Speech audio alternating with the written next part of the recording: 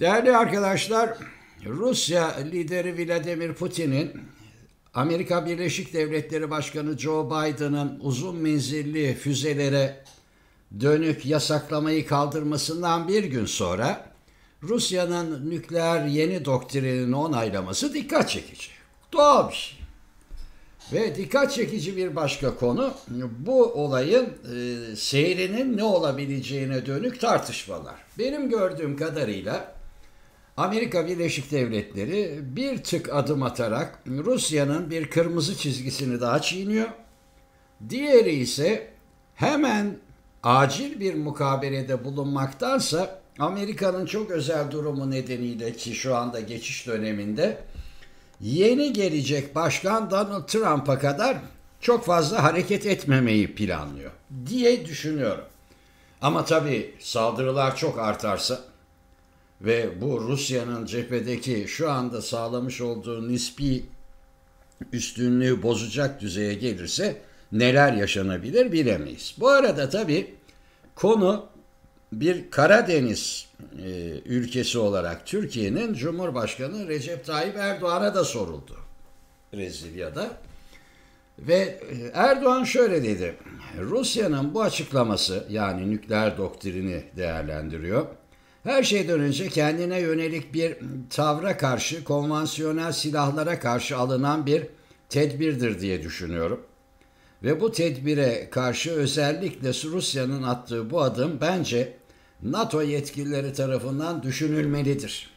NATO yetkilileri tarafından gözden geçirilmelidir. Belli ki Erdoğan Rusya'nın nükleer doktrinini yenileyip nükleer silah kullanmayı daha basit nedenlere doğru indirgemesinden rahatsız. Bundan rahatsız olmayacak bir komşu devlet tanımıyorum. Doğaldır bu yaklaşımı. Her şeyden önce Rusya kendini koruyacak güce, kendisini koruyacak tedbirlere o da sahiptir. Sahip olmak durumundadır. Aynı şekilde bir NATO ülkesi olarak biz de kendimizi korumak ve kendimizi koruyacak adımları atmak zorundayız. Yani devletlerin kendini savunma hakkından bahsediyor Sayın Cumhurbaşkanı. Devam. Şu anda Ukrayna bizim komşumuz, Rusya bizim komşumuz. Onlarla da ikili ilişkilerimizi bu noktada korumak durumundayız.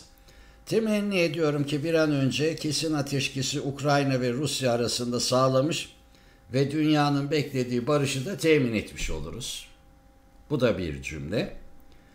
Nükleer silahların kullanıldığı bir savaşın olumlu bir yanı vardır diyemeyiz. Ve son dönemde özellikle Ukrayna'nın kullandığı füzeler bu durumun nerelere vardığını ve varacağını gösteriyor. Yani Erdoğan, Macar lider Viktor Orban veya Slovak lider Robert Fico gibi Amerika Birleşik Devletleri yönetiminin Rusya'ya karşı uzun menzilli füzelerin serbest bırakmasından da endişe ediyor ve rahatsız.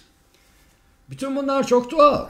Yani çok doğal ama bir konuya açıklık kazandırmak gerekiyor. Bir konu önemli.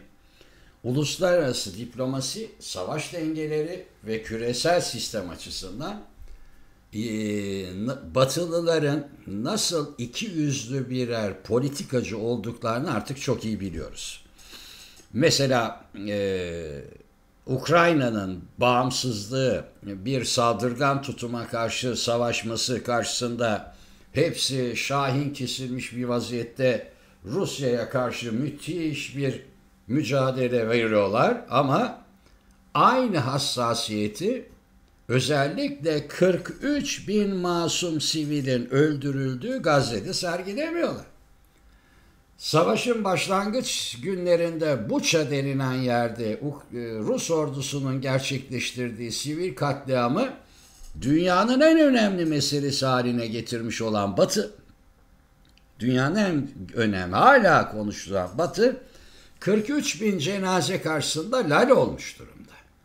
Şimdi Batı'nın bu iki yüzlülüğünü biz bir yandan lanetler bir yandan da karşılamaya çalışırken kendimiz aynı duruma düşemeyiz.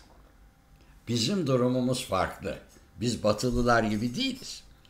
Onlar geçmişten gelen sömürgeci anlayışlarıyla istedikleri zaman istediklerini söyleyebileceklerine inanıyorlar. Niye? Çünkü Türkiye çok doğru bir politikayla, %100 desteklediğim bir politikayla İsrail'in Filistin milletine karşı sürdürdüğü etnik temizliğe varan, işgallere varan, zorla tehcire varan saldırganlığı büyük bir şiddetle kınıyor ve belki de dünyada işte Güney Afrika Cumhuriyeti, Kolombiya, ben İran'ı saymıyorum gibi bir takım İrlanda, İspanya gibi bazı devletlerin yanında belki de onlardan önde kınamaya devam ediyor. Saldırganlığı kabul etmiyor Türkiye. Ama Erdoğan'ın bu sözleri şunu hatırlatıyor. Batılılar 8 Ekim 2023'te başlayan savaş sırasında sürekli aynı cümleyi tekrarladılar. Dediler ki İsrail'in kendini savunma hakkı vardır. İsrail'in kendini savunma hakkı vardır cümlesinin nereye gittiğini gördük. Esasında o cümleye karşı çıkan Yanis Varoufakis gibi veyahut İspanya Başbakanı Pedro Sanchez gibi isimler saldırgan bir ülkenin kendini savunma hakkı olmadığını vurguladılar. Yani İsrail'in saldırgan kimliğiyle yaptıklarıyla Rusya'nın saldırgan kimliğiyle yaptıkları arasında bir fark yok. İkisi de bir başka milletin kendi kaderini tayin hakkına dönük bir saldırı gerçekleştiriyor. Bu saldırı gerçekleştirmede Türkiye ve Erdoğan eğer İsrail'in saldırganlığını kendini savunma hakkı çerçevesinde görmüyorsa Rusya'nın da saldırganlığını kendini savunma hakkı çerçevesinde görmemesi gerekiyor. Ben onlardan biriyim. Ben İsrail'in politikasını da, Putin'in politikasını da, Batı'nın da ikiyüzlü politikasını yerden yere vuran ve hepsini sergilemeye çalışan bir gazeteci. O yüzden biraz hatalıdır bu durum. Yani Rusya'nın bir saldırıya uğradığı yok. Rusya bir saldırıya uğramıyor. Sayın Erdoğan, kendini savunmaya çalışan mazlum bir devlet, Batı'dan aldığı silahlarla Rusya'ya karşı direnmeye çalışıyor. Rusya durup dururken, ortada fol ve yumurta yokken, Ukrayna'nın saldırısına uğramıyor. O zaman kendini savunma hakkı da orada nükleer silah kullanmaya kadar varacak ölçekte devreye giremez. Talihsiz bir açıklama. Açık ve net söylüyorum. Hoşça kalın.